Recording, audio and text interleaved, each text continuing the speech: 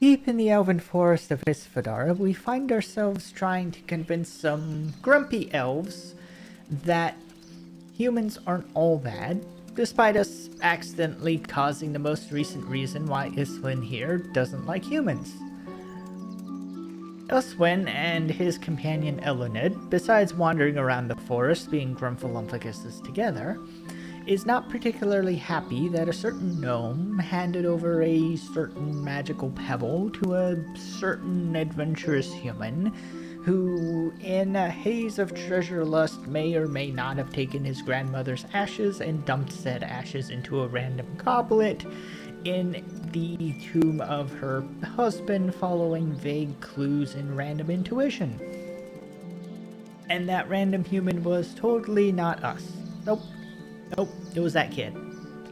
But we'll take responsibility and fix the issue by consecrating the ashes that are just kind of floating around aimlessly. Eluned explains to us the process using way too many complicated words, but basically it's to plant a special seed at the grave that creates guardians to protect the dead elves, and that they're specially tuned, which is way beyond our skill level, but fortunately we can just grab the one out of the guardian in her old tomb and stick it in the new tomb after we get her to do some elf shit to it, so that it works properly. Now, because Galariel and her descendants are jerks, we can't bring any weapons or runes into her old tomb to kill the guardian with. Now, there's plenty of ways to be sneaky about this, but it's honestly just a weak moss giant. So with a little bit of groin punches, we have retrieved the seed and can take the incredibly long journey back to Eluned. No, there'll never be an end. After a painfully long trip back to the elves, in which we run into basically every single trap imaginable, we get Eluned to do a little crystally doot-doot to the seed, and then we get the pleasure of going all the way back to where we were to plant it in the waterfall dungeon.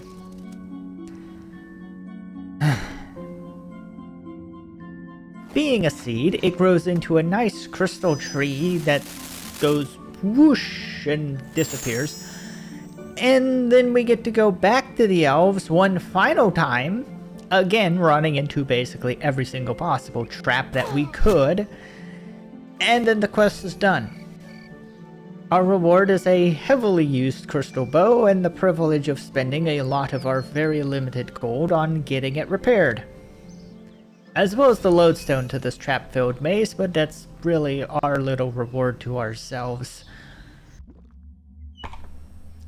Quest number 71 returns us to the best area of the game with Ghosts Ahoy, where we get to find out why Port Phantasmus, this weird little ghost town, is of the haunted variety and not the abandoned variety. Starting out, we first have to get currency to be able to pay the toll to get in a bunch of times, which is also now our best prayer training method for the next year.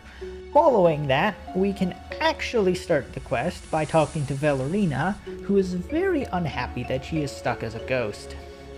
Turns out that a long time ago, Port Phantasmus was a prosperous port town, trading with the eastern lands for a whole host of profitable and possibly piratey activities, until Lord Draken noticed and started engaging in what the kids call the Big Suck. This naturally started turning it from a real town into something more anemic like the rest of Mauritania, until a guy named Necrovarus came from the eastern lands, buttered up the residents with promises of a way to stop Draken and his minions from harvesting the town, and that some weird vision told him that there was a great power hidden underground.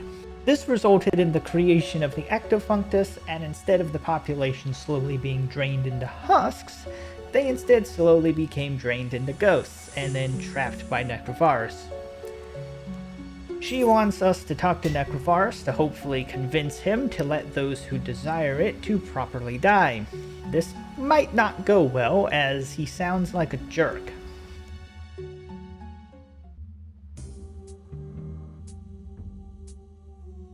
Turns out he is a jerk, and he doesn't listen to us either. So let's try a different approach. Turns out that he had an apprentice who is somehow still alive and still lives in the area, and isn't a ghost, so she might have insight into convincing Necrovarus to not be a jerk. Nettie is a little bit weird, considering that she's an old lady who lives in a shack in Mauritania, but she will help us if we make her super special nettle tea with milk in her very special cup. Turns out Nettie also thinks that Necrovarus is a jerk who doesn't listen to anyone except himself, so her plan is to get a bunch of stuff to make a special amulet that lets us control him briefly, and then we just kind of Jedi mind trick him to let the ghosts go. To do so, she needs a book from a guy named Herakanto, a translation of guide so that she can actually read the thing, and then some of Necrovarus's clothes so the spell can be tuned to him specifically. She also wants us to find her son and give him a model ship, which may or may not be helpful.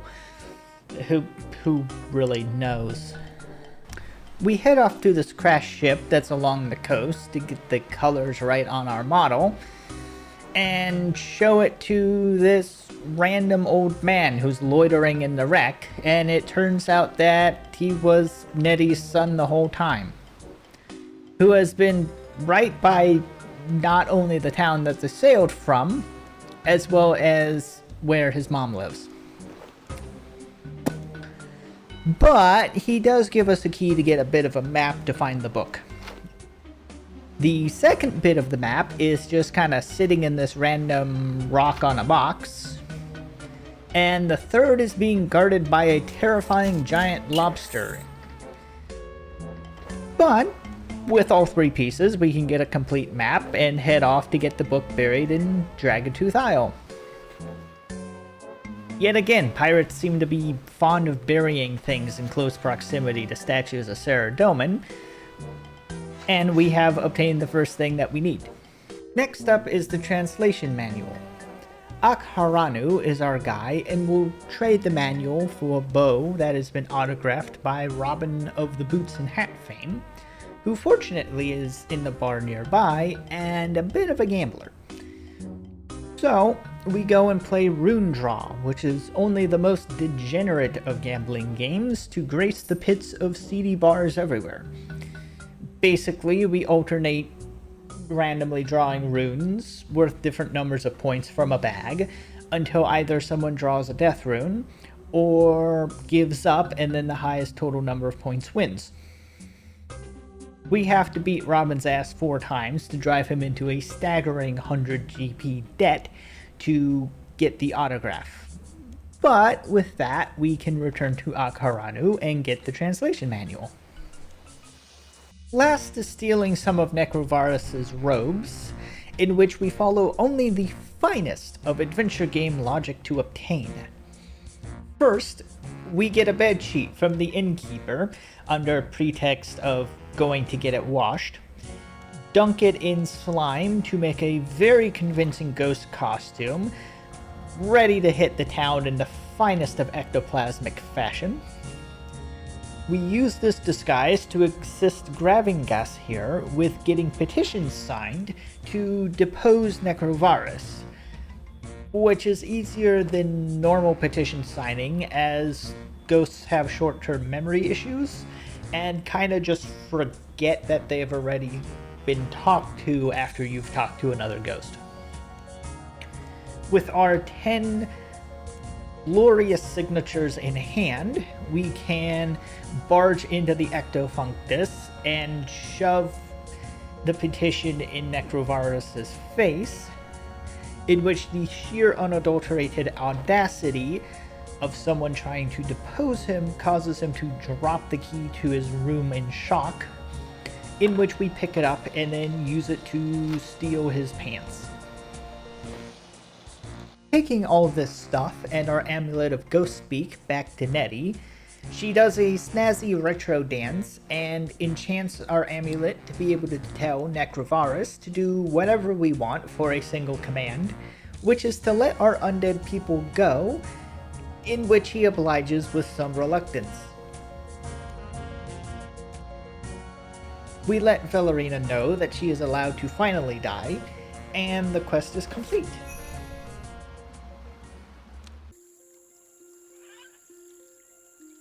It's here! My favorite quest in the game! And because it's such a special occasion, I'm going to do things a little bit differently for one small favor. Instead of just talking about all 21 tasks and the wine back, I'll have that playing in the background, and we get to have a little chat about the quest and why I like it so much. This quest was made by Mod Titan, who was a content developer from 2002 until 2010, and produced some of the highest regarded quests in the game, from Legends Quest through most of the Myarchy quest line, as well as the ever-popular Wild Gothic Sleeps. This is one of the things I really love about how Jagex does things. There's clear knowledge of who worked on different pieces of content, and you can see the different influences of various developers on the design. If you contrast this to something like WoW, a lot of the lore team or content teams are kind of homogenized into just that team. So it's very hard to piece apart and find who worked on what thing. And that kind of muddies things. It makes it as a group idea, but it also means that you don't really get to appreciate the people who actually are really creating this stuff. So, history time. This quest is part of the massive 2005, when Jagex was pushing out massive quantities of content. I showed my list last episode, and that's just quest skills and major content pieces. It doesn't include any of the smaller changes, patches, updates, additions, things like the Brimhaven dungeons, several of the mini-games, an evolution of seasonal events, and even more stuff. This resulted in quite a few passion projects worked on by one or two devs, which One Small Favor is one of.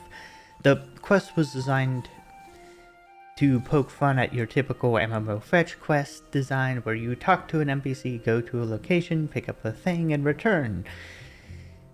These sort of quests are fundamental in design for most other MMOs, right? WoW being a prime example of this, serving as a replacement progression system to grinding out levels, as you saw in older MMOs like EverQuest or Final Fantasy XI. Additionally, One Small Favor uses a minimum of new assets taking place in existing world space, using primarily existing NPCs, and this allows the quest to focus on what you're doing and how that is presented through dialogue, and by keeping each individual favor small, the amount of interaction needed to stay focused stays to a manageable level. One of the most common discussions about this quest is how it's frustrating, which to me is part of the charm. I have a timer being shown, which is how long it's taking me to do the quest in real time. And it's not awful, right? Our character also expresses frustrations at how long the simple favor is taking, starting from a position of boredom at the start of the quest, and then slowly becoming more frustrated and tired as the task count increases. Captain Shanks, who's the third NPC we interact with, even advises us to not just do favors for people. Once we get past Tassie, our character is starting to get tired of this small favor, and then once we get to Tyndall, we're pretty much done with the whole process and just want it to end. Fortunately, we get to wind the chain back once we reach the gnomes, and then everything is nice and easy. At least until we get to the seer, and then we can do the second favor for him. This progression of frustration can mirror the players in this case, where we, the player, think we're getting close to done, and then finding out there's even more to do, coupled with the fake out with Brian at the very end. And then at the very, very end of the quest, Yanni's perspective that we took way longer to do a simple job than he would expect. The design of One Small Favor I find to be incredibly refined, as each individual task is not that far from the previous one, so despite the quest having you travel over a big part of the world, it flows very smoothly. The original quest design was even better for the Aggie, Johannes, Fred, Seth steps, as the Ham hideout was moved from west of Lumbridge, because there's now a giant hole there, to the mine entrance to the east. Similarly, the flow of Sanfu, Bleemedge, and Arnheim changed slightly with the redesign of Taverley and the White Wolf Mountain, but besides those two sections, the quest is as it was when it came out. The amount of items needed are also fairly basic, and the only things that aren't standard to naturally have are the pigeon cages, which can be picked up on the way to or from Crompty. And then that our reward is something that, while incredibly useful, has little perceived value outside of the knowledge that we now have easy access to quite a few locked doors at all times, further enhances this idea that this is just a favor. One Small Favor is one of those quests that I find to be quintessentially RuneScape in design, where your character is saying the same things that you'd likely be thinking in that situation. It also shows that a quest doesn't need to be some massive heroic undertaking to be notable, you just have to do things in a notable way.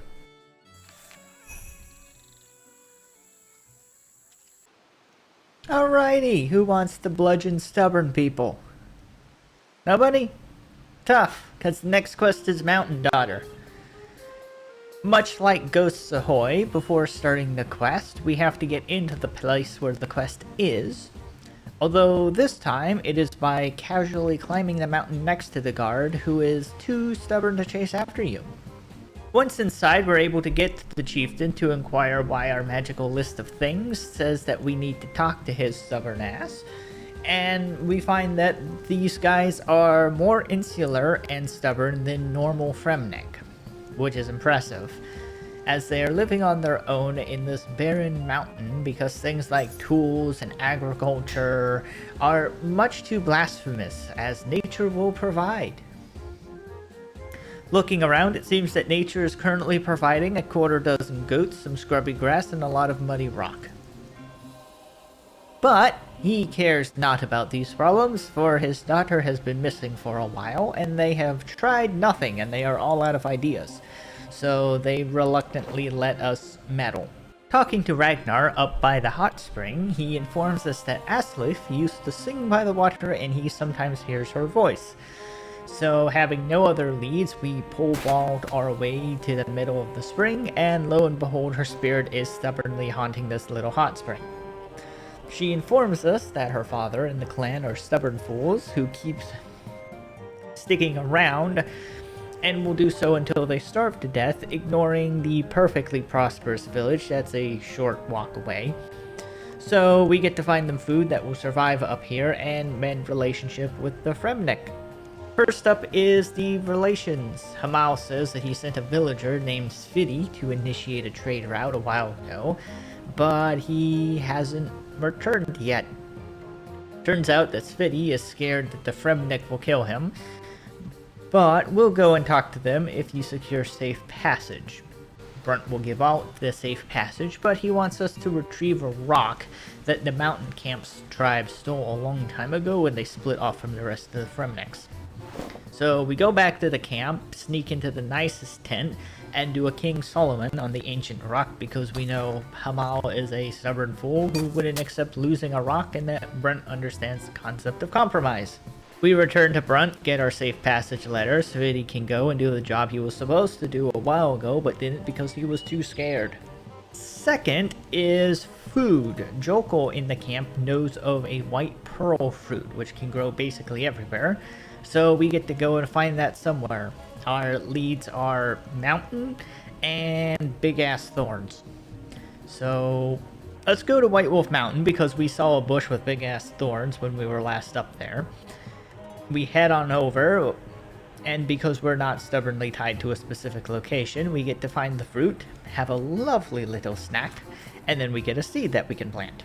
Returning to the camp, we have somehow solved their little food problem with a singular seed of a very specific fruit. The last thing we need to do is to convince Hamao that his daughter is dead. So we go back to her spirit and find that she got yoinked into a nearby cave, which has become overgrown and is just kind of sitting here. And we get to encounter the mighty god of the northern lands, the menace of the unfurred, the unbeatable Kendall, who is just an insane guy in a fursuit who killed Asleaf a decade ago. So we kill him, steal his hat, and then pick up Asleaf's bony corpse and proceed to drop her at Hamal's feet, which is finally enough proof to convince him that his daughter has been dead for a long time. And instead of burying her himself, or having a Ragnar, her fiancé, to do it, we get the honor of continuing to handle the decade-old corpse and then bury it in the middle of the hot spring. But that's the quest. And we get a snazzy bear hat that will sit in my bank for the rest of time.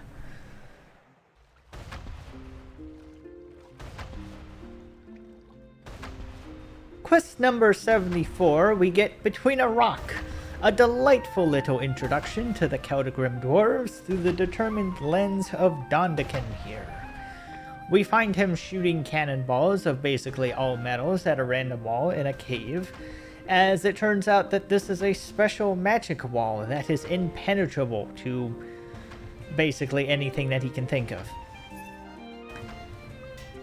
Now, for this quest, we have to enter Celtigrim to do some good old-fashioned research, and fortunately in 2018 they changed the giant dwarf so it no longer auto-starts when entering for the first time, although the cutscene where you break the statue does show.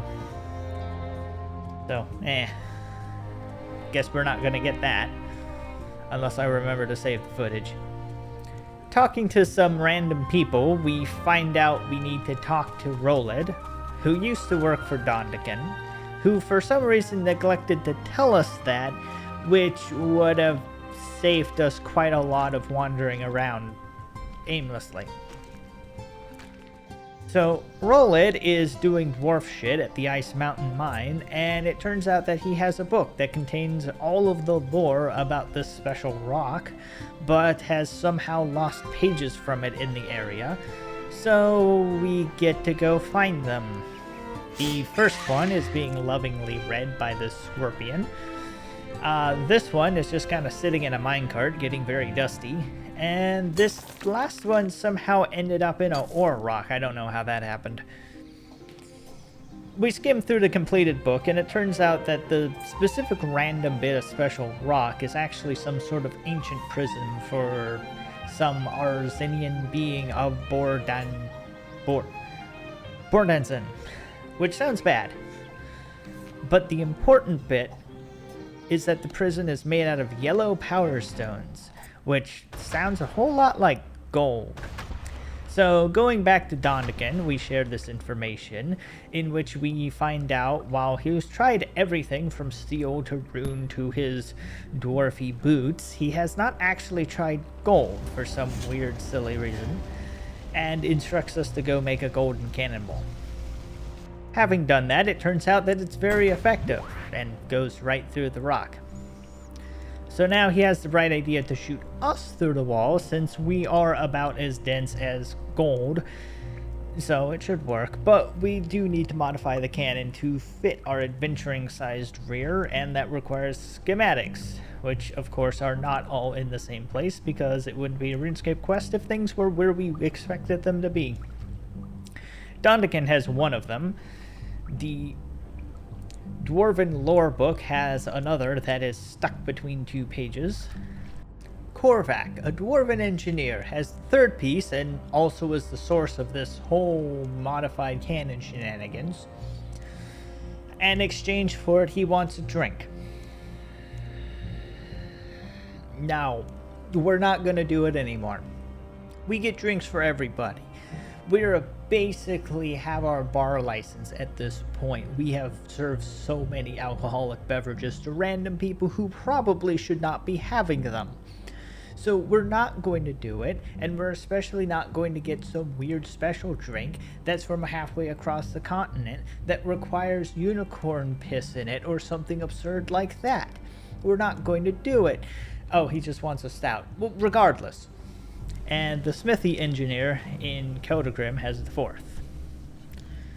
While we're here at the smithy, we can make a golden helmet to put on our head to hopefully minimize concussion. Not that that will be affecting our higher brain function that much. And having all of our things, we get to do the classic RuneScape puzzle of swizzle the things around until they make sense. In which the central focal point of this is the little man.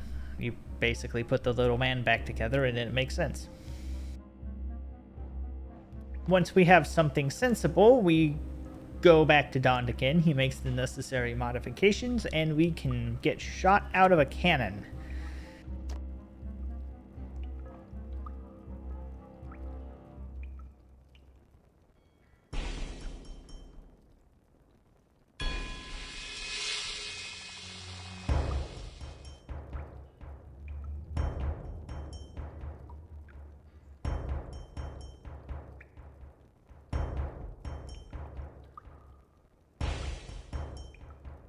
After the most glorious cutscene since the restless ghost flew into the river, we find ourselves in this weird place full of gold and some sort of eldritch horror that is currently screaming for attention.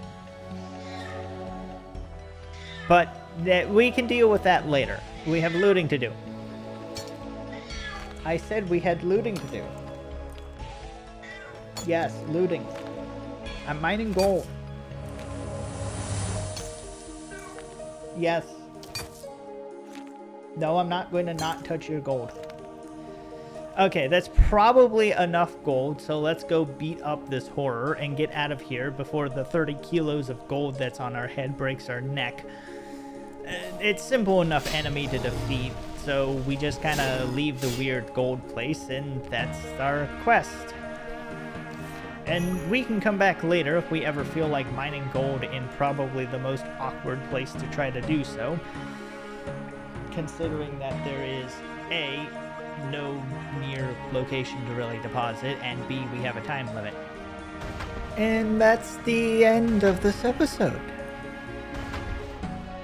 Next time we get to go back to the desert and have a little bit of fun there.